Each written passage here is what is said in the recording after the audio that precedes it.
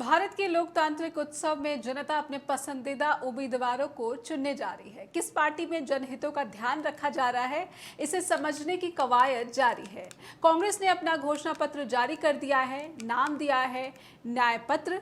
लेकिन पीएम मोदी कहते हैं कि कांग्रेस का न्याय पत्र मुस्लिम लीग की विचारधारा से प्रेरित है।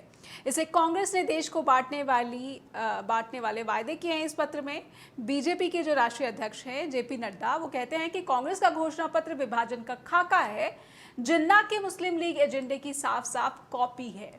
राष्ट्रीय एकता पर तुष्टीकरण की राजनीति को प्राथमिकता देकर कांग्रेस विभाजन को कायम रखना चाहती है। लेकिन सच क्या है? क्या बीजेपी देश को एकजुट रखना चाहती है? उसके शासनकाल में राष्ट्रीय एकता और सौहार्द की स्थिति कैसी रही है? क्या कांग्रेस सियासी फायदे के लिए विभाजनकारी नीतियों का सहारा ले रही है? और क्या विकसित भारत के फ्यूचर प्लान का रास्ता ऐसी राजनीति से तय किया जाएगा? नमस्कार सभी दर्शकों का स्ट्रेट टॉक में बहुत बहुत स्वागत करती हूँ। मेरा नाम है नेहा शुक्ला। कुछ सवाल हैं जो हम चाहते हैं कि स्ट्रेट टॉक में जनता के सामने रखे जाएं और इन सवालों को जनता को भी ज़रूर टटोलना चाहिए, इस पर समझने की कोशिश करनी चाहिए, या फिर कोई ओपिनियन है तो हम तक ज़रूर पहुंचाएं अपने फीडबैक के रूप में। लेकिन इन सवालों पर एक नज़र डाल लेते हैं। ये सवाल में हम पूछ रहे हैं आज की विकसित भारत का जो फ्यूचर प्लान है, इसमें आज बात मुस्लिम लीग, उसके विचारधारा या आरएसएस का ही क्यों हो रहा है, क्यों जिक्र किया जा रहा है इन चुनावों में? कांग्रेस के घोषणा पत्र में विभाजनकारी राजनीति की झलक दिखती है। ये सवाल जो बीजेपी ने उठाए हैं, इस पर क्या समझा जाना चाहिए, क्या टटोले जाने की ज़रूरत है? भारत की जो मौजूदा समस्याएं हैं, क्या इन समस्याओं से बीजेपी ध्यान असल में भटकाना चाहती है, जो बात कांग्रेस रख रही है? और एक बात ये भी निकलकर सामने आई है कि जो संविधान का अनुच्छेद है 15, 16, 25, 26, 28, 29 और 30, ये असल में कहता क्या है, जिसे लेकर कांग्रेस ने वायदे किए हैं? धार्मिक अल्पसंख्यकों के संवैधानिक अधिकारों पर आखिर रस्साकशी क्यों दिखती है? हमारे साथ जो पैनल जुड़ चुका है, ये स्वागत कर लेते हैं। हमारे साथ कांग्रेस के प्रवक्ता जुड़ चुके हैं, मलिक जावेद अंसारी जी, बीजेपी से प्रवक्ता हैं गुरप्रीत ढिल्लों जी, और वरिष्ठ पत्रकार मुकुल त्रिपाठी जी। सभी का बहुत बहुत स्वागत करती हूँ मैं स्ट्रेट टॉक में। और सीधे सीधे बात मुकुल जी, मैं आपसे शुरुआत करना चाहूँगी। जब बीजेपी से बल्कि स्वयं प्रधानमंत्री नरेंद्र मोदी ये कहते हैं कि कांग्रेस का जो न्याय पत्र है ये तो मुस्लिम लीग की विचारधारा से प्रेरित दिखता है, और अब जगत प्रकाश नड्डा ने भी एक ताज़ा स्टेटमेंट में गिना दिया है कि 1936 में मुस्लिम लीग की जो घोषणा पत्र थी, उसका क्या रिफ्लेक्शन जो 2024 का न्याय पत्र है, कांग्रेस का घोषणा पत्र, इसमें दिखता है? मुकुल जी। जी नमस्कार सभी दर्शकों को और हमारे पैनलिस्टों को भी। मुझे बड़ा हंसी आती है कि उस मुस्लिम लीग से आज के इस कांग्रेस के घोषणा पत्र से हम लोग जितने भी लोग हैं, क्या संबंध है। मुझे इस चीज से बड़ा आश्चर्य होता है, क्योंकि जो भी उन्होंने घोषणा पत्र अपना दिया है, आप उसकी धज्जियां उड़ा सकते हैं कि इन्होंने गलत किया, गलत कर रहे हैं, नहीं कर पाएंगे या कैसे करेंगे। एक सवाल ये उठता है कि आप इतना 1 लाख रुपए आप दे रहे हैं सबको, और 10,000 रुपए की अलग वादा कर रहे हैं, आप छात्रों के अलग वादा कर रहे हैं, सारा आप जितना भी बच्चों ने लोन लिया है पढ़ाई के लिए, उसको आप उस घोषणा पत्र के अंदर जाके उन कमियों को तो आप पूछ सकते हैं कांग्रेस से, लेकिन उसको सीधे जोड़ देना आजादी से पहले वाली मुस्लिम लीग। जब देश आजाद हुआ तो जिन्ना के साथ मुस्लिम लीग चली गई जी, उसके बाद इस मुस्लिम लीग और उस मुस्लिम लीग से कोई मतलब ही नहीं था। तो ऐसी स्थिति में प्रधानमंत्री जी का ये बोलना बड़ा मतलब, और उसको फिर आगे जेपी नड्डा जी भी उठा रहे हैं। और अब तो देखिए शुरुआत हुई है, क्योंकि फिर मुद्दा क्या है आपका, ये बताइए, आप अपनी उपलब्धि बताइए। किसी भी हम लोग को जो एज ए जर्नलिस्ट लगता है कि कोई भी सरकार अगर अपना कार्यकाल दोबारा चाहती है तो अपनी उपलब्धियां बताती है, लेकिन हमारे यहां देश में हो रहा है कि चारों तरफ से सिर्फ विपक्ष विपक्ष विपक्ष, और विपक्ष आज साफ हो गया है। जितने भी लोग थे, मैक्सिमम जो बड़े लीडर हैं, वो सारे बीजेपी में ही आ गए। तो आप ऐसे में मुस्लिम लीग का नया मुद्दा लाके आप बताना क्या चाहते हैं? और कांग्रेस ने जिस अपने घोषणा पत्र में माइनॉरिटीज का जिक्र किया है, क्या माइनॉरिटीज सिर्फ मुस्लिम होते हैं? एक सवाल ये भी उठता है कि क्या माइनॉरिटीज सिर्फ मुस्लिम होते हैं?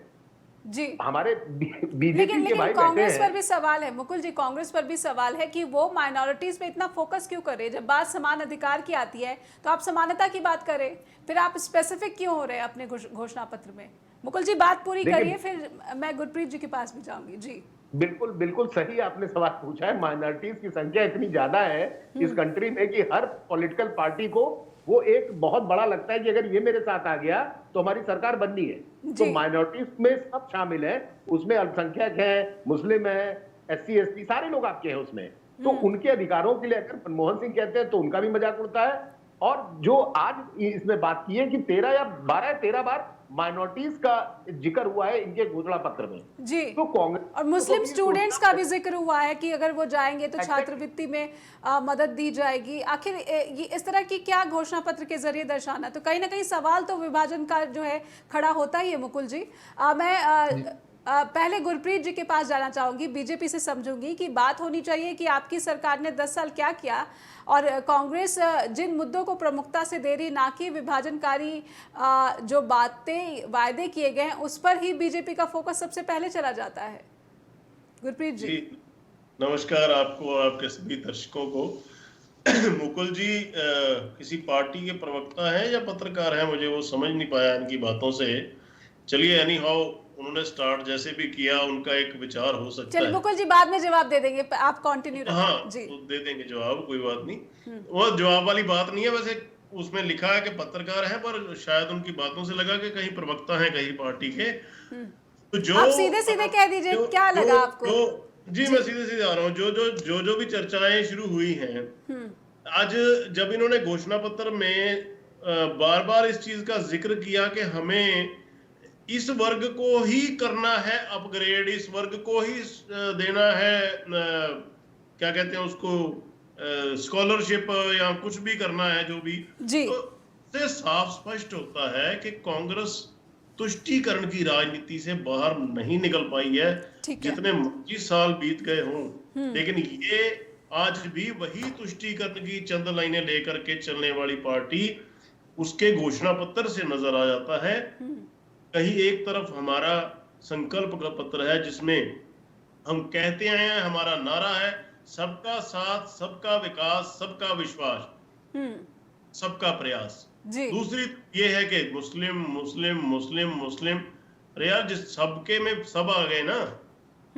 और ये एक ही कम्युनिटी को टारगेट करके उसका शायद वोट हासिल करके पता नहीं कौन सा तीर मारना चाहती है कांग्रेस पार्टी। हमें इस बात की बड़ी संशय है कि इसके लिए ग्रैब करने के लिए एकदम से ललाहित रहती है और ऐसे ऐसे वायदे अपने घोषणा पत्र में करती है। तो इसलिए ये बातें आई कि क्यों इसको आप जिन्ना की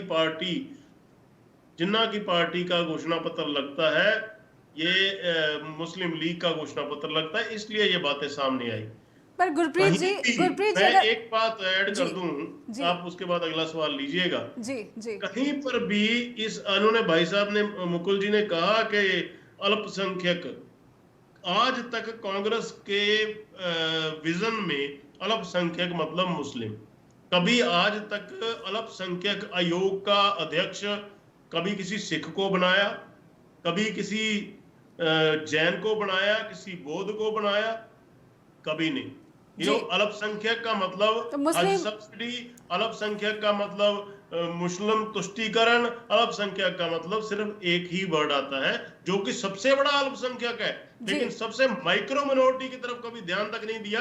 इसलिए इनको कहते हैं कि तुष्टीकरण की राजनीति ये करते हैं। जी, तो मुस्लिम अपीजमेंट का आरोप कांग्रेस पर लग रहा है, लेकिन बात तो एक ये भी है कि जब बात मुस्लिम के अधिकारों की आती है तो इसको मुस्लिम लीग की विचारधारा से जोड़कर देखा जाना कितना सही है, कितना उचित है।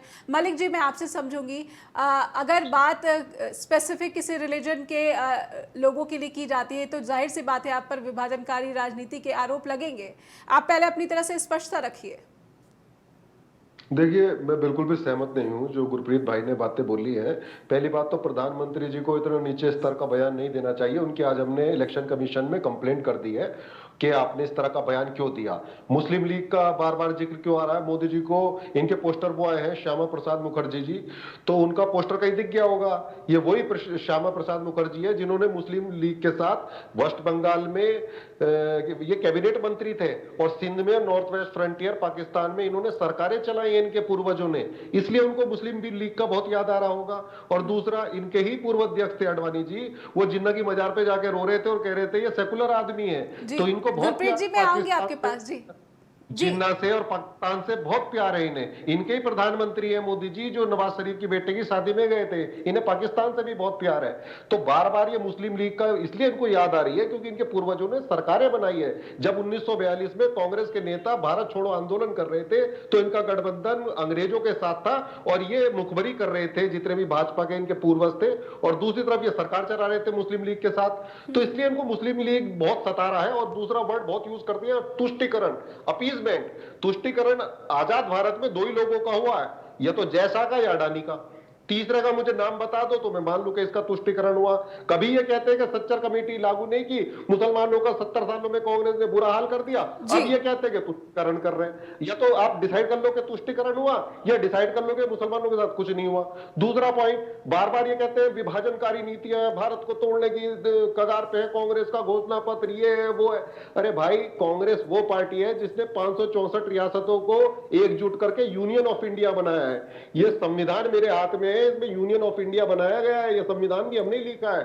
और तोड़ने का काम कौन करता है? भाजपा के लोग। डबल इंजन की सरकार चल रही है मणिपुर में, 1.5 साल से वहां आग लगी पड़ी है, भाई से भाई को लड़ा रहे हैं। मलिक तो जी, ये बात कही गई है कि राहुल गांधी की भारत जोड़ो न्याय यात्रा के जरिए जो भी यहाँ पर समस्याएं महसूस की गई, पार्टी ने उसको अपने घोषणा पत्र में उतारा है। तो क्या सिर्फ मुस्लिम स्टूडेंट्स के लिए ये भावनाएं महसूस की गई है, जरूरत महसूस की गई कि विदेशों में अगर पढ़ने के लिए जाएंगे तो स्कॉलरशिप दी जाएगी? चलेंगे कांग्रेस के प्रवक्ता के पास, मलिक साहब के पास, उनसे समझेंगे कि इस वायदे का आधार क्या है कि मुस्लिम स्टूडेंट को विदेशों में स्कॉलरशिप के लिए इंश्योर किया जाएगा। मलिक जी, कौन से पैरा में लिखा है, कौन से पेज पे लिखा है, थोड़ा मुझे पढ़ के बता दे तो फिर मैं ज्यादा बेहतर जवाब दूंगा आपको। क्या आपके न्याय पत्र में इस बात का वायदा नहीं किया गया कि जो मुस्लिम स्टूडेंट है अगर विदेश में पढ़ने जाएंगे तो उनको स्कॉलरशिप इंश्योर किया जाएगा अगर कांग्रेस की सरकार बनती है? ठीक है, वही तो मैं पूछ रहा हूँ, कौन से पेज के कौन से पैरा में लिखा है तो मैं पढ़ के बता दे तो मैं बेहतर जवाब दूंगा आपको। जी, आपके पास घोषणा पत्र की जानकारी नहीं है? नहीं, मेरे पास पूरी जानकारी, लेकिन मैं आपसे जानना चाह रहा हूँ। जी, तो अगर मेरे पास ये भ्रामक जानकारी है तो उस जानकारी को आप स्पष्ट रखिए। मैं वही कह रहा हूं, हमारा न्याय पत्र है, हमारे न्याय पत्र में 10 भागों में इसको बांटा गया है। पहला है इक्विटी, दूसरा है यूथ, तीसरा है वुमेन, फिर farmers, workers, defending the constitution, economy, federalism, national security, environment, ये हमारे मुद्दे हैं। दूसरा, ये ढूंढ के निकालते हैं, कभी कुछ बोलते हैं भाजपा के लोग। जगत प्रकाश नड्डा झूठ बोल रहे हैं। जावेद साहब, नड्डा जी झूठ बोल रहे हैं, बीजेपी के राष्ट्रीय अध्यक्ष। ब्रह्मांड के सबसे झूठे लोग हैं ये, ब्रह्मांड की सबसे झूठी पार्टी है। कौन सा मोदी जी के 100 झूठ में भी गिनवा सकता हूं। उन्होंने कहा कि 35 साल भिक्षा मांग के खाया हूं। 35 साल भिक्षा मांगी इन्होंने जी। आज तक पे इंटरव्यू किया प्रधानमंत्री ने जी, तो प्रधानमंत्री की गरिमा इन्होंने 10 सालों में इतनी गिरा दी है कि कोई यकीन करने को तैयार नहीं। आज जो प्रॉब्लम हो रही है, मुस्लिम लीग, पाकिस्तान, तुष्टीकरण, ये प्रॉब्लम क्यों हुई? डर, इन्हें डर है हार का। तो मलिक जी, मुस्लिम लीग की विचारधारा नहीं है घोषणा पत्र पे, आप कहेंगे विचारधारा? जी, अनर्गल बातें हैं, झूठ है। हमारा जो घोषणा पत्र है वो संविधान के आधार पे बना है। देश के लोगों की उसमें आवाज है, युवाओं की आवाज है, महिलाओं की आवाज है। अब ये बौखला रहे हैं क्योंकि सारे मुद्दे उजागर हो रहे हैं हमारे घोषणा पत्र में कि बेरोजगारी इतनी ज्यादा क्यों है, क्योंकि 30 लाख पद है ही नहीं आपके पास। ठीक है, गुरप्रीत जी, मैं आपके पास रिजर्वेशन 50% महिलाओं को रिजर्वेशन देंगे तो इनको बौखलाहट हो रही है कि महिलाओं को सम्मान कैसे दे रहे हैं ये। हम कह रहे हैं कि असेंबली में क्या बहु। ठीक है, इससे पहले कि मैं मुकुल जी के पास जाऊं, संक्षेप में गुरप्रीत जी आपसे जवाब। नहीं, कहाँ ये महिलाओं को दे रहे हैं, क्या दे रहे हैं, कितनी सीटें दी है आज महिलाओं को आपने? 50% रिजर्वेशन कहाँ किया है आपने? अब जब 33% का बिल आ गया, कानून बन गया, सब कुछ उसका डिस्कस हो गया, उनको सम्मान देने का काम भारतीय जनता पार्टी कर रही है। आप तो ट्रिपल तलाक के हक में खड़े थे श्रीमान जी। मुस्लिम महिलाओं को भी अगर किसी ने न्याय देने का काम किया है, उनको हलाला से बचाया है, तो नरेंद्र मोदी की सरकार ने बचाया है। नहीं तो बेचारी वो मुस्लिम महिलाओं पर भी बीजेपी, मुस्लिम बहनें हमारी करती थी। इसलिए आप इस बातों को घुमाए ना, असलियत जवाब देता हूं जी। जावेद साहब, मैं आऊंगी आपके पास जी। आप अपने वक्त में जवाब दीजिएगा, अभी तो मुझे बोल तो लेने दीजिए जी। बात पूरी करें फिर मैं मुकुल जी के पास जाऊंगी। जी, गुरप्रीत जी। नहीं, बिल्कुल मलिक साहब, आप जवाब दीजिएगा। आप हमारे भाई हैं, सम्मानित हैं, और हम हमेशा ही सबका साथ सबका विकास वाले वादे हैं। मैं आपका टोकने का तो काम कर ही नहीं सकता आप, लेकिन आप भी मेरा सुने, सम्मान करें इस चीज का। देखिए, भारतीय जनता पार्टी का स्पष्ट कहना है कि हमें सबका काम, सबका साथ सबका विकास करना है। हर अगर कोई किसी को घर मिला है तो उसमें हिंदू मुस्लिम नहीं देखा गया, किसी को गैस का सिलेंडर मिला है तो उसमें हिंदू मुस्लिम नहीं देखा गया। कोई बांटने वाला काम हम लोग करते नहीं है, सिर्फ ये कांग्रेस का काम है। कांग्रेस ये बांटवारा काम करती है और उसी कांग्रेस के कारण ही, हाँ आपने कहा कि हमारी सरकार, श्यामा प्रसाद मुखर्जी वाली बात आपने जो की, उसका स्पष्ट जवाब है श्रीमान जी कि हम लोग इकट्ठे होकर चलने में विश्वास रखते हैं, इसलिए इकट्ठे हुए थे ताकि देश ना, नहीं हम गुरप्रीत जी, चाहते थे फिर देश विरोध ना किस बटे। बात का? हम बंटवारे के खिलाफ थे, लेकिन कांग्रेस पार्टी को अपनी गद्दी चाहिए थी, इसलिए जिन्ना को बकरी गद्दी दे, अलग से गद्दी दे दी, अपनी अलग से गद्दी बना ली, इसलिए कांग्रेस ने उसको तोड़ने, देश को तोड़ने का काम किया। स्पष्ट है, इसमें क्या छुपाने वाली, क्या बताने वाली बात है। ठीक है, हम ठीक तो है। क्लियर है अपने विजन के अंदर कि हम देश को एकजुट रखना चाहते हैं, आगे बढ़ना चाहते हैं। 1947 से लेकर 2047 तक हमारा स्वप्न है कि हम विकसित भारत बनाना चाहते हैं। तो विकसित लेकिन भारत ये की लोग, कहाँ ये इनका स्वप्न आर्गुमेंट्स ये कहाँ है? कि मोदी हटाओ, गुरप्रीत जी, मोदी ये चाहता है आर्गुमेंट्स विकसित भारत बनाओ, ये चाहते हैं मोदी हटाओ। अब बताइए इनका विजन इसके अलावा कुछ हो रहा है क्या?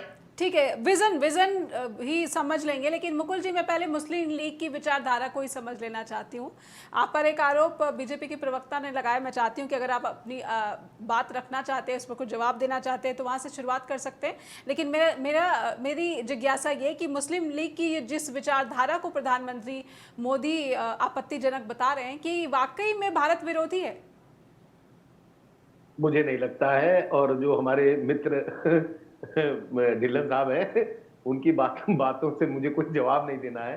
मैं एक निष्पक्ष हूँ, और निष्पक्ष में मैं ना कांग्रेस के साथ हूँ ना मैं बीजेपी के साथ हूँ, और मैं एक निष्पक्षता से बात कर रहा हूँ। जो गलत है वो गलत है। प्रधानमंत्री जैसे पद पर बैठे हुए व्यक्ति को बहुत इज्जत है उनकी। 370 का भी जिक्र किया हमारे बीजेपी के प्रवक्ता ने। 370 हो गया, चाहे आप हलाला लीजिए, दोनों में प्रधानमंत्री जी का के पूरा देश मुरीद हुआ। मैं भी मुरीद हुआ हूँ। जो अच्छी चीजें होती हैं उसको पूरा देश हाथों हाथ लेता है और दिल पे लेता है। पुलवामा पे अटैक था, उसके बाद उन्होंने जैसे किया, पूरा देश उनके साथ था। लेकिन अभी उन्होंने एक सवाल कहा कि अल्पसंख्यक का मतलब मुसलमान होता है। मैं इससे डिफर करता हूँ। अगर ये बात है जी गुरप्रीत जी, मैं आऊंगी आपके पास। आपसे सहमत हूँ, आपसे सहमत हूँ। उसकी थ्योरी में यही है, अल्पसंख्यक का मतलब ही ओनली मुसलमान है। ठीक है। तो आप मुझे एक चीज बताइए ढिल्लन साहब, आपके महाराष्ट्र में अल्पसंख्यक आयोग का अध्यक्ष कौन है? अध्यक्ष हैं आपके अरफात शेख, हाजी अरफात शेख। आपके मुस्लिम हो सकता है, लेकिन सिर्फ मुस्लिम ही होगा, ऐसा गलत है। नहीं जी गुरप्रीत जी, मैं आपके पास आऊंगी। मुकुल जी को बात रखने दीजिए। मुस्लिम हो मुकुल जी को बात रखने दीजिए। गुरप्रीत जी, मैं आऊंगी आपके पास। मुकुल जी बात रख लीजिए, एक ब्रेक पर जाएंगे फिर। मुकुल जी बात रख लीजिए। सर, मैं एक हरियाणा में आपके अब्दुल अजीम साहब हैं, आपके मध्य प्रदेश में ग्वालियर निवासी है नियाज मोहम्मद, अल्पसंख्यक अध्यक्ष है। तो ऐसा बीजेपी भी एक कदम आगे बढ़ के कर सकती है कि बजाय किसी मुस्लिम से, अगर ऐसा है केंद्रीय, आप लोग को एक, अगर मान लीजिए जो इंटरनल ट्रेनिंग दी जाती है, मेरे बहुत वरिष्ठ, आपसे भी बहुत वरिष्ठ प्रवक्ता, राष्ट्रीय प्रवक्ता मेरे बचपन के दोस्त हैं। मैं किसी पार्टी, कांग्रेस के प्रवक्ता बचपन के दोस्त हैं। मैं देश में भी रहा हूं, विदेश में रहा हूं, और मैं बड़े अखबारों में काम किया हूं और आज भी कर रहा हूं। मैं किसी पार्टी में भी बाहर निकलता हूं इलेक्शन में, और मैं अनबायस, मैं सिर्फ ये कह रहा हूं, आपकी मैं आपकी सरकार की तारीफ भी करता हूं, लेकिन जो गलत है अगर उसको ना बोले, सवाल आपसे नहीं पूछूंगा तो मैं कांग्रेस से पूछूंगा। नहीं, जी ढिल्लो जी, मैं आऊंगी आपके पास। कुल जी एक लाइन, अभी आपने 2-3 स्टेटों के तो गिना दिए, लेकिन राष्ट्रीय अल्पसंख्यक आयोग का इकबाल कौन है? इकबाल सिंह लालपुरा साहब है, इकबाल सिंह लालपुरा साहब। जी मैं जानता हूं उनको, मैं जानता हूं। मैं सारे, फिर आप तो ये पता कहें, हम सबको साथ लेके चलते हैं भाई। जी मलिक साहब से भी समझेंगे। राष्ट्रीय स्तर पे आप बनाते हैं इकबाल सिंह साहब को, और अगर आपकी जहां पार्टी है वहां पे जो बीजेपी के ही आपके मुसलमान हैं। मुस्लिम लीग, उसकी विचारधारा की झलक कांग्रेस के घोषणा पत्र में प्रधानमंत्री ने आरोप लगाया, और उसके बाद बीजेपी के राष्ट्रीय अध्यक्ष भी कहते हैं कि 1936 का जो घोषणा पत्र मुस्लिम लीग का, उसी का रिफ्लेक्शन दिखता है 2024 के घोषणा पत्र कांग्रेस में और कहीं ना कहीं इसी पर वाद विवाद, और कांग्रेस ये कहती है कि ये असल मुद्दों से ध्यान भटकाने की एक और कोशिश है स्वयं प्रधानमंत्री नरेंद्र मोदी की तरफ से, जो बात सबका साथ सबका विकास की करते हैं, लेकिन मौजूदा भारत में ये धरातल पर कहीं ना कहीं जो ज़मीनी हकीकत है उसके उलट है, सबका विकास हुआ नहीं है। क्योंकि कई इस तरह की भी रिपोर्ट सामने आई है जिसमें अमीर और अमीर हुआ है और गरीब हुआ है, और अमीर और गरीब की जो खाई है पिछले 10 वर्षों में काफ़ी गहरी हुई है।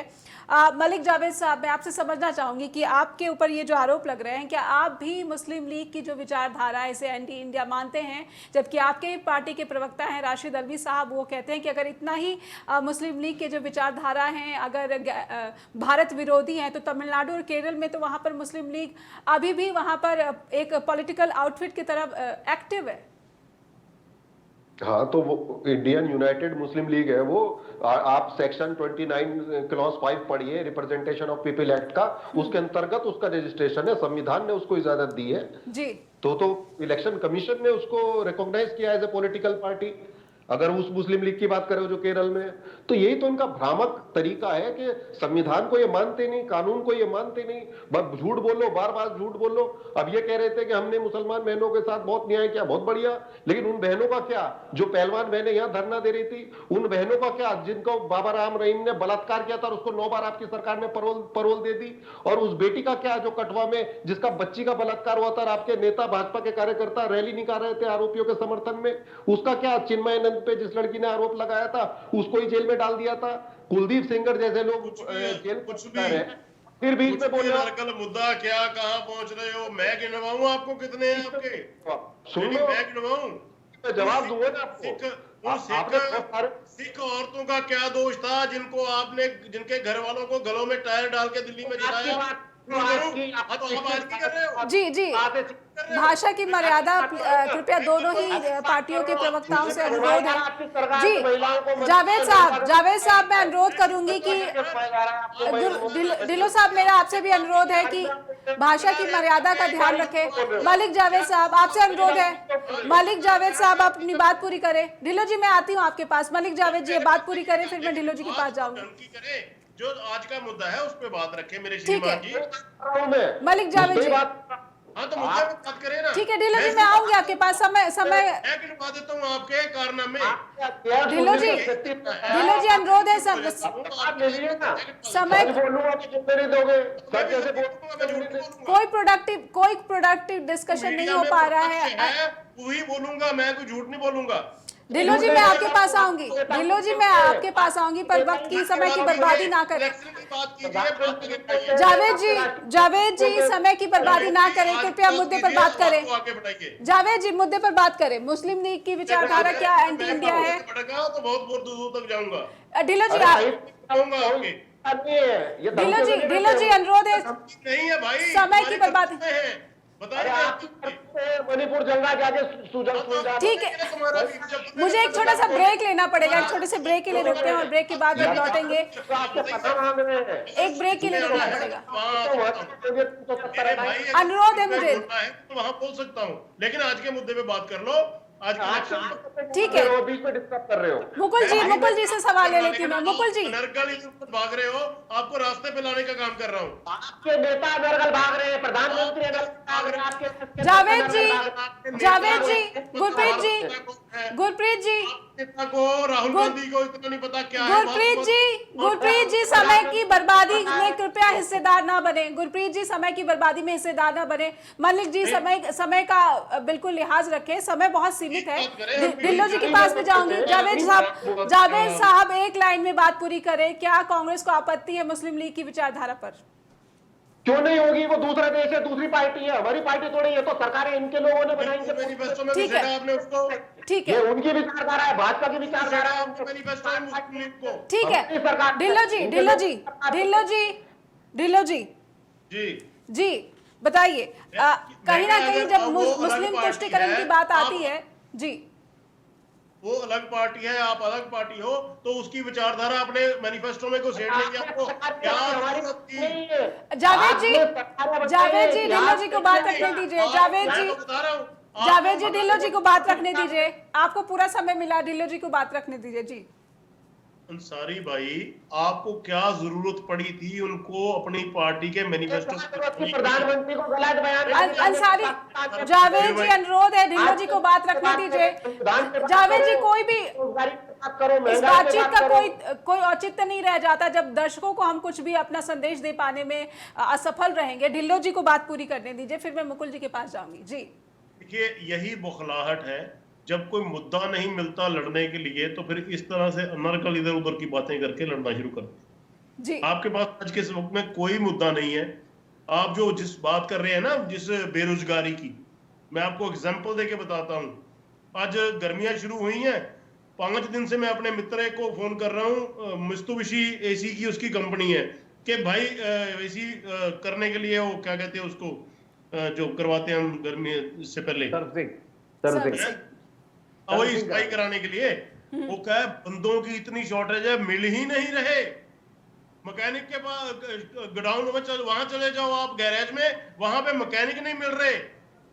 टेक्निकल आदमी आज सारा काम पे लगा हुआ है, वेला वो है जिसने काम नहीं करना। जिसने काम ही नहीं करना वही वेला है, वही बेरोजगार है। अदरवाइज टेक्निकल आदमी हर कोई काम पे लगा हुआ है। आज मेरे से लिख के लीजिए जी, आप पता नहीं कौन सा दुनिया में कौन सा भ्रम फैलाते रहते। गुरप्रीत जी, भ्रम नहीं है, ये तो सरकारी आंकड़े कहते हैं। गुरप्रीत जी, सरकारी आंकड़े कहते हैं कि सरकारी विभागों में लाखों की संख्या में पद खाली है। सरकारी आंकड़े ये कहते हैं कि जिसने नहीं करना उसने नहीं करना, उसको आप परोस के भी दे दो कि उसने नहीं करना यार। यानी देश का युवा रोजगार लेना नहीं चाहता है। अरे जो चाहता है वो कर रहा है, जो नहीं चाहता वो नहीं कर रहा। सिंपल सा फंडा है। जिसने कुछ कमाना है, जिसके ऊपर रिस्पॉन्सिबिलिटी है, वो अपने आप से भी रोजगार सृजन कर रहा है और 4 आदमी को रोजगार आज के टाइम पे दे भी रहा है। सरकार उसकी हेल्प कर रही है, एमएसएमई में भी हेल्प कर रही है, स्टार्टअप में भी हेल्प कर रही है।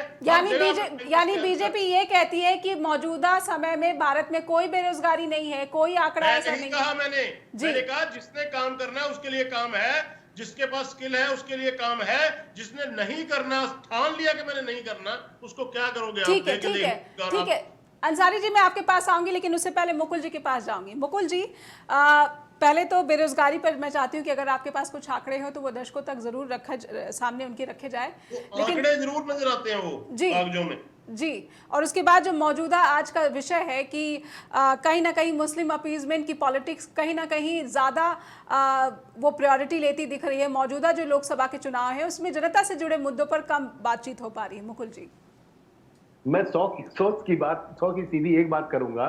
देखिए, पॉलिटिक्स से हर चीज सरकार बनाने को लेकर है।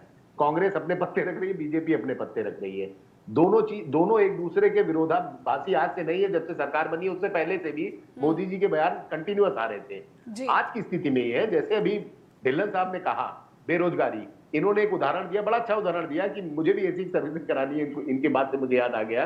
तो कुल मिला के ये है कि देखिए, हर आदमी जो इन्होंने उदाहरण दिया वो उदाहरण ऐसा है कि जो पढ़ने वाले बच्चों का नहीं है।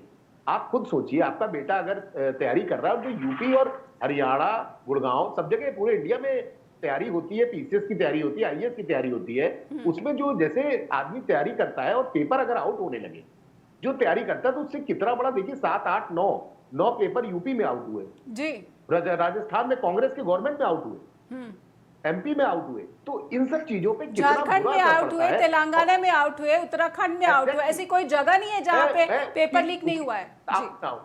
तो आंकड़ों पे मैं कोई आंकड़ा नहीं पेश करूंगा, ये जमीनी सत्य है। और इस पे तो कई चैनल्स जो हैं, जैसे मैं काफी बड़े चैनल्स भी जब युवाओं के बीच में जा रहे हैं तो ठीक है, धर्म के नाम पे वो भले ही हम लोग कहें कि नहीं धर्म जय श्री राम, सबके मुंह से निकलता है, कोई सिया राम बोलता है तो समझ जाते हैं कांग्रेसी है जी। ये अंतर हो गया है रामचंद्र जी और उसमें। अब राम का भी विभाजन, राम का भी हो चुका है। मौजूदा सियासत ने राम का भी विभाजन कर दिया है जी। एक सियाराम वाले हैं और एक जय श्री राम वाले हैं जी। तो दोनों में बोलते ही पता चल जाता है कि आप किससे बिलोंग करते हैं। तो हमारी राजनीति और नेताओं को जाहिर बात है, आप इतिहास में दोनों जा रहे हैं, आपने ये क्या किया, आपने वो क्या किया, आप क्या ऐसा हुआ, बेटियां बैठी, इन्होंने 10 गिना दिए कि 2G 3G 4G जीजा जी, ये भी गिना देंगे सारे।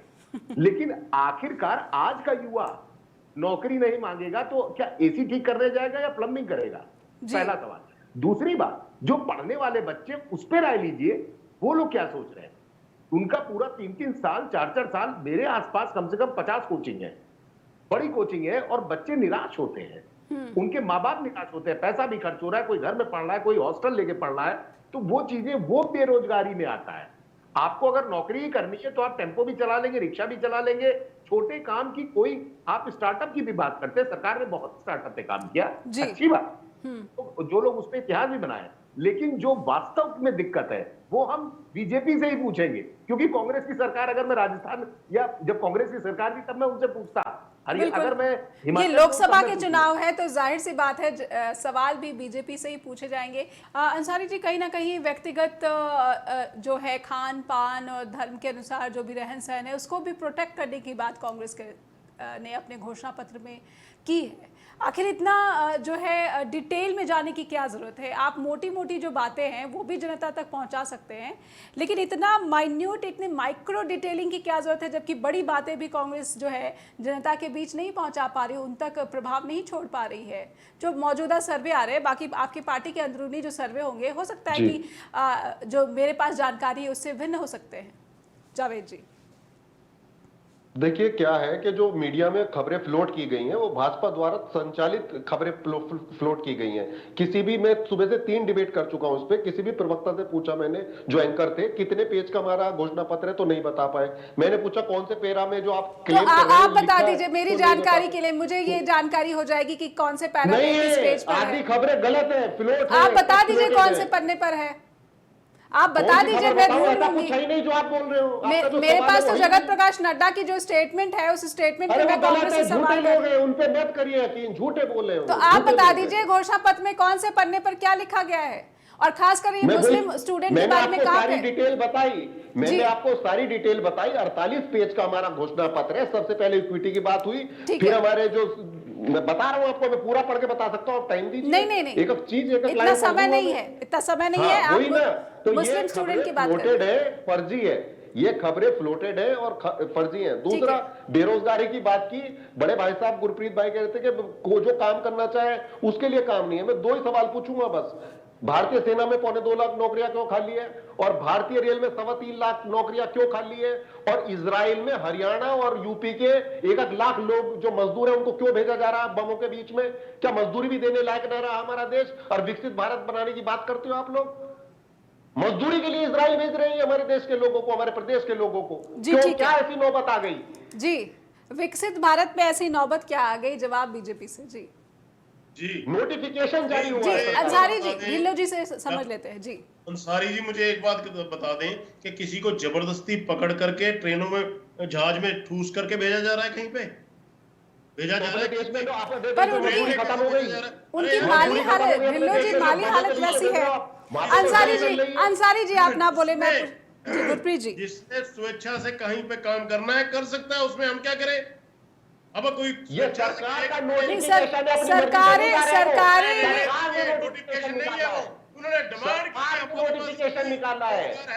आना चाहे कोई अपनी स्वेच्छा से आ जाए। अंसारी जी, अंसारी जी, ढिल्लो जी को बात रखने दीजिए।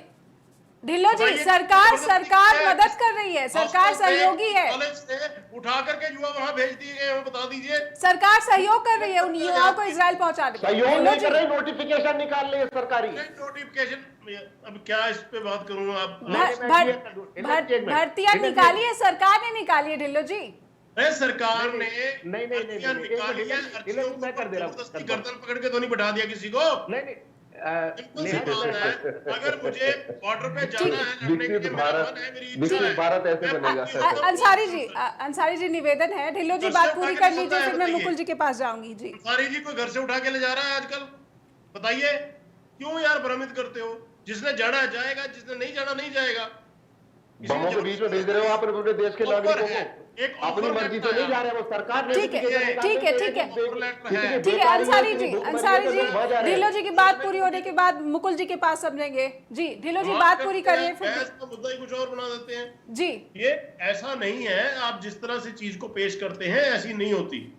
जी, जिसमें यही आरोप वो जान- बीजेपी पर लगा रहे हैं, कांग्रेस भी यही आरोप लगा रही है कि घोषणा पत्र में ये है ही नहीं और इस पर बात हो रही है। गुरप्रीत जी, नहीं, सीधा सीधा है। देखिए, आज के टाइम में हर जगह से इंडिया को ऑफर आ रही है कि आप अपने स्किल्ड लोग जो हैं जो कुछ काम जानते हैं उनको हमारे पास जगह है, खाली है, आप भेजिए जी। हमने उनकी एडवर्टाइज अगर यहाँ कर दिया कि ठीक है भाई जिसके पास ये स्किल है अगर ये यहाँ पर जाना चाहे तो जा सकता है जी। उसमें किसी को जबरदस्ती थोड़ी की है।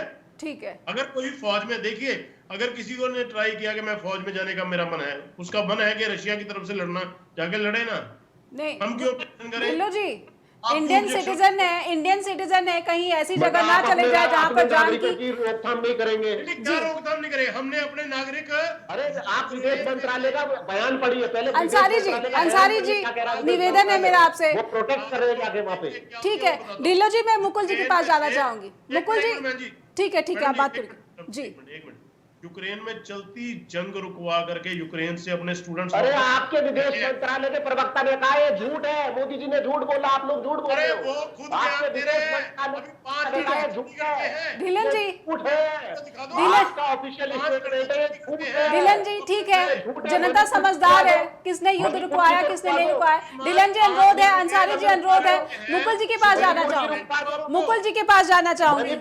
मुकुल जी मणिपुर की जंग रुकवा दो। 2 लड़कियां हैं झूठ आपकी। बोलते हो आप लोग। आपके विदेश मंत्रालय का प्रवक्ता कह रहा है कि सब सरासर अंसारी झूठ जी है। ढिल्लन जी दोनों से मेरा अनुरोध है कि कृपया मुझे मुकुल जी से सवाल लेने दीजिए। मुकुल जी क्या वाकई में मुद्दों से भटकाने की कोशिश है सिर्फ और सिर्फ कांग्रेस का जो घोषणा पत्र है उसमें जो मुख्य बिंदु जिन पर चर्चा होनी चाहिए, क्या उनसे ये भटकाने की कोशिश दिखती है? और कहीं ना कहीं कांग्रेस भी उसी सियासी पिच पर अपनी प्रतिक्रियाएं देती भी दिख रही है। कांग्रेस क्या उसी सियासी पिच पर प्रतिक्रियाएं रिएक्शन देती हुई नजर आ रही है? मुकुल जी किसी जगह जंग रुकवा के अपने बच्चे निकाल लेंगे। मुकुल जी से समझ लीजिए। ढिल्लो जी मुकुल अंसारी जी अनुरोध है। इतनी ताकत है कांग्रेस में, 2 टुकड़े किए, भगोल बदल दिया दुनिया का। अंसारी जी किस पार्टी ने कितना दिया वो भारत की जनता को पूरी समझ है, वो जब मतदान करेगी तो इसका फैसला ले लेगी। मुकुल जी देखिए मुख्य मुद्दों से ध्यान भटकाया जा रहा जी। जो अभी बात की, जो हमारे इजराइल गए हैं वो बाकायदा, देखिए ठीक है, सरकार ने एक ऑफर दिया था कि जिसको जाना है और जो इंग्लिश जानता है, ऐसा नहीं कहा था कि कोई भोजपुरी का हो भैया, उस टाइप का कोई भोजपुरी का आदमी चला जाए, उनको इंग्लिश जानना जरूरी था। और आपके यहाँ भी, पंजाब में भी होता है, बहुत सारे ऐसे रैकेट हैं जो पैसा लेते हैं और नहीं बेचते लोगों को। बहुत ऐसी कंट्रीज है, कतर है, कई जगह लेबर, हमारे कंट्री की सबसे बड़ी खासियत क्या है यहाँ की, रशियन आर्मी में कितने पंजाब हरियाणा से लोग फंसे हुए हैं और वहां रेस्क्यू के लिए गुहार लगा रहे हैं। मुकुल जी जी लगे, देखिए ये गवर्नमेंट ऑफ इंडिया का मामला है, हमारा आपके डिस्कशन से कुछ नहीं होगा। वो लोग अपनी स्वेच्छा से गए थे कि यहाँ से भेजे गए थे जबरदस्ती जी, वो एजेंट के ट्रैप में आए, वो एजेंट के ट्रैप में आए जी। एग्जैक्टली, अगर गवर्नमेंट भेज रही है, सुनिए, रशिया आप हटा दीजिए, रशिया आप हटा दीजिए, वो तो भर्ती नहीं खोली थी जी। नहीं, गवर्नमेंट, वही मैं कह रहा हूँ ढिल्लन जी, एक मिनट, मैं सिर्फ ये बोल रहा हूँ कि जब गवर्नमेंट ऑफ इंडिया ने अगर कहा और लोगों की वहां पे भीड़ जुटी, हम लोगों ने भी देखा है, वहां पे जो जानते थे वो लोग गए हैं और उनको बाकायदा ऑफर लेटर दिया गया है, उनको तनख्वाह मिल रही है। और वहां पे अगर बम्बार्डिंग हो रही होती, जहां पे ये लोग गए हैं, ये कंस्ट्रक्शन के काम पे गए हैं जो स्किल्ड लेबर है, और उनका मुकुल जी इजराइल में दूसरे देश में सरकार भेज रही भारतीयों की है, मौत यही हुई तो है। कह रहे हैं ना, बेरोजगारी पे बात हो रही है ना, यहाँ पे जगह नहीं है। मैंने 50 इंटरव्यू देखे उन बच्चों के, वो कह रहे हैं यहाँ पे काम ही नहीं है हमारे पास। अंसारी जी मुकुल जी को बात पूरी करने दीजिए। अगर इंडिया में है भाई साहब, तो लड़के बाहर जा रहे हैं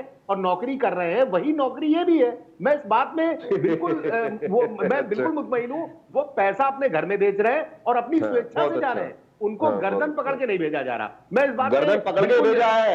गवर्नमेंट ऑफ इंडिया ने साइन किया, एग्रीमेंट, कमिटमेंट किया है। गवर्नमेंट ऑफ इंडिया ने कमिटमेंट किया है इजराइल गवर्नमेंट को, तब ये 2 स्टेट ने नोटिफिकेशन जारी किया है जी। नहीं, आप अरेस्ट करके नहीं भेज सकते किसी को। अरेस्ट की बात नहीं हो रही है, नोटिफिकेशन निकाला है गवरमेंट ने। नहीं अंसारी जी, सरकार ने किसी को एप्लीकेशंस मांगे थे, किसी को जबरदस्ती नहीं भेजा जा रहा है। इजराइल सरकार ने जबरदस्ती नहीं भेजा जाता किसी को, जबरदस्ती नहीं भेजा जा रहा है। नोटिफिकेशन का मतलब ही ये है कि सरकार चाहती है कि अंसारी जी जबरदस्ती नहीं भेजा जा रहा है, ये स्वेच्छा से जा रहे हैं। जबरदस्ती से तो कुछ भी नहीं है पूरी दुनिया में, बेरोजगारी भी नहीं हो रही है। एक मिनट भाई साहब रुकिए। अंसारी जी, विदेश का पैसा देश से आ रहा है, हमारी स्किल्ड लेबर साल 2 साल वहां लगे रहेगी। अरे विजय माल्या का ले आओ विदेश का पैसा, मैं आऊंगी आपके पास एक लाइन में। 2 लाख 5 205 लाख अंसारी जी एक लाइन में बात, अंसारी वो जी आपकी एक लाइन में बात रखिए, फिर मैं 15 ढिल्लो लाख जी का के पैसा पास मैं भी जाऊंगी। मांगता हूं। अंसारी जी एक मैं लाइन भी में बात मांगता हूं 15 लाख रखिए। का। मुकुल जी, अंसारी जी को एक लाइन जी। में बात रखने दीजिए, उसके बाद मैं ढिल्लो जी के पास जाऊंगी। जी अंसारी जी एक लाइन जी। में बात रखिए, समय ज्यादा नहीं है जी। देखिए, बेरोजगारी इस चरम की है कि गवर्नमेंट ऑफ इंडिया ने कमिट किया इजराइल को कि हम अपने लोग वहां पे भेजेंगे, और फिर यहाँ के 2 स्टेट ने नोटिफिकेशन निकाला। नोटिफिकेशन निकालने का मतलब है यहाँ पे इतनी बेरोजगारी, अगर लोग यहाँ पे रोजगार होता तो कभी फॉर्म नहीं भरते बमबारी में जाने के लिए। दूसरा कह रहे अपनी मर्जी से जा रहे हैं, अपनी मर्जी से जा रहे हैं। जब बेरोजगारी इतनी ज्यादा है तो लोग मौत के मुंह में जा रहे हैं काम करने के लिए, ये मैं कह रहा हूं। जी अब मैं जवाब जी दे दूं इसका। ढिल्लो जी बताइए जी। पंजाब के अंदर 20 एकड़ जमीन वाला जिसके पास अपनी जमीन है, अपना उसका कोई और भी साथ में धंधा है, वो विदेश जाने के लिए ललाहित है कि मुझे जाना ही कनाडा है, क्या करोगे बताओ आप? अपनी उसकी सरकार ने नोटिफिकेशन तो 20 नहीं एकड़ निकाला ना। जमीन नहीं, थोड़ी तो नहीं ऐसे में होती। तो अपनी बीजेपी मर्जी की से जिम्मेदारी जाने में बढ़ जाती है सरकार ढिल्लो के- साहब। अरे भाई, कौन सरकार जबरदस्ती भेज रहा है किसी को? उनको किसने कहा कनाडा जाने के लिए? ठीक है उनको ढिल्लो जी, विश्व गुरु बन रहे हैं, विश्व गुरु वापिस आना चाहिए, विश्व गुरु बना रहे हैं अंसारी आपको। जी ढिल्लो जी को आप बात तो रखने विश्व गुरु दीजिए। बना रहे हैं, वापिस लाओ उनको, विश्व गुरु बन गए उनको। यूपी वाले काम करने के लिए वहां क्यों जा रहे हैं जब अंसारी जी ढिल्लो जी को बात पूरी करने दीजिए, समय आते हैं समाप्त ना। हो गया, समय समाप्त हो गया। ढिल्लो जी, बिहार वाले बीजेपी देश में चंडीगढ़, ऐसा पंजाब, माहौल क्यों नहीं बना पाई कोलकाता कि जो जाते देश हैं का काम युवा है, करने जो के लिए। देश का कामगार है, वो विदेश माइग्रेशन ना आई जाए? होती रहती है ढिल्लो जी, दुनिया में। एक ढिल्लो और सी जी, बड़ी बात की हमने। जी ढिल्लो जी, एक सवाल, बीजेपी देश में ऐसा माहौल क्यों नहीं दे पाई कि युवाओं में जो ललक है विदेश जाने की वो थोड़ा कम हो जाती? बीजेपी देश में पूरा अच्छा माहौल दे रही है, पूरा अच्छे से काम कर रही है हर जी। जगह। बार बार अगर बीजेपी रिपीट होकर के आ रही है और पहले वाली से ज्यादा सीटों के साथ आ रही है, इसका मतलब लोगों तक काम पहुंच रहा है उसका। चलिए, मोदी जी लगातार पिछले 2002 से लेकर आज तक सार्वजनिक जीवन में है, लगातार जीतते हुए यहाँ तक अगर पहुंचे हैं तो जी। इसका मतलब लोगों से प्यार कनेक्ट उनका है। जी। तभी उनको बार बार चुन के भेजा है, पहले सीएम और बाद में पीएम, जी, और अगली बार बिल्कुल, PM 4 आप। जून को इस तो बात का इसलिए पता- ये बातें आप छोड़ जी। दीजिए। जो पर्सनल माइंडसेट है किसी का कि मैंने यहाँ नहीं रहना, मैंने विदेश में जाना है, तो उसको क्या करोगे आप? बिहार जी, वाले ठीक का है। माइंडसेट है कि मैंने बिहार में नहीं रहना, मैंने पंजाब में जाके करनी है दिहाड़ी मजदूरी या जो भी करना है, तो उसको क्या कहाँ रोक लोगे आप यार? जी झारखंड वाले हैं, दूसरे कोई भी है। नहीं, बिहार में भाई, मजदूरी कम मिलती है, पंजाब में ज्यादा दुनिया मिलती है, का- इसीलिए वो आते ये- हैं। नहीं, जी। सुनिए, ये मोमेंटम ऐसे ऐसे घूमता रहता है। कभी यूरोप वाले पहले इधर आए थे हमारे पंजाब के अंदर, ठीक है, कोई वक्त था, वो आए थे, यहाँ से आगे बढ़ते बढ़ते आपने आर्यंस वाली थ्योरी सुनी होगी और सुनी, ये घूमती रहती है दुनिया। जी, ये कोई सरकारों का दायित्व है कि जो सरकारों का संसाधन है वो दायित्व ऐसे है, रहे भारतीय जनता ताकि पार्टी जो से- अपने कामगार हैं वो देश में ही, स्वदेश में ही उनको रोजगार मिले और सम्मानजनक जीवन जी सके। बहुत बहुत यार धन्यवाद। मैं बताऊं, मेरे सगे रिलेटिव यहाँ पे टीचर की सरकारी जॉब छोड़ करके कनाडा में चले गए। अब क्या करूं उनका, बताओ? चलिए ढिल्लन जी, क्या 4 था? जून सरकारी को जब जॉब, नतीजे टीचर, आएंगे। सरकारी अच्छा पैसा मिल 1.25 रहा लाख जी। तनख्वाह, ठीक है। 1.25 लाख अच्छा पैसा मिल रहा तनख्वाह। जी ढिल्लो जी, भाई, समय समाप्त डॉलर हो होगा। गया है। ढिल्लो जी, समय समाप्त जी, हो जी। गया है, लेकिन 4 जून को नतीजे आएंगे तो इन सभी वाद विवाद पर पता चल जाएगा कि जनता क्या चाहती है। जनता वाकई में बीजेपी की सरकार या फिर प्रधानमंत्री नरेंद्र मोदी के सबका साथ सबका विकास जो नारा है उस पर अभी भी सहयोग दे रही है, या फिर कांग्रेस ने जो घोषणा पत्र में बातें कही हैं उसका कुछ असर जनता में देखा जाएगा। बहुत बहुत धन्यवाद करना चाहूंगी मुकुल जी आपका भी, जावेद जी आपका भी और गुरप्रीत जी आपका भी कि आप सभी ने अपना कीमती वक्त निकाला स्ट्रेट टॉक से जुड़े। और दर्शकों से अनुरोध करना चाहूंगी कि info@justbroadcasting.com या फिर nihayatjustbroadcasting.com पर भी आप अपना कीमती फीडबैक देना ना भूलें। अपना ख्याल रखिए, फिर होगी मुलाकात। धन्यवाद।